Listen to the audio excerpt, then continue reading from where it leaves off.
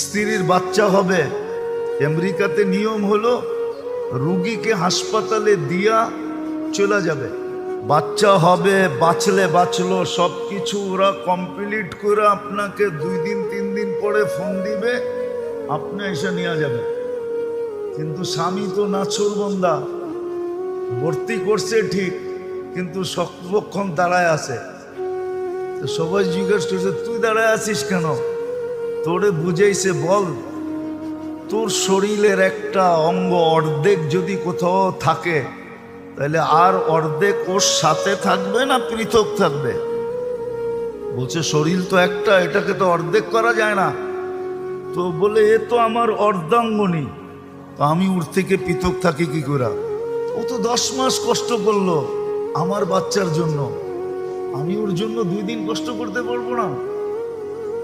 এই স্বামী স্ত্রীর ভালোবাসার টান দেখে ওই নার্স মুসলমান হয়ে গেছে। বলছে আমি মুসলমান হইলেও কি আমার স্বামী হইলেও এরম করবে আমার জন্য?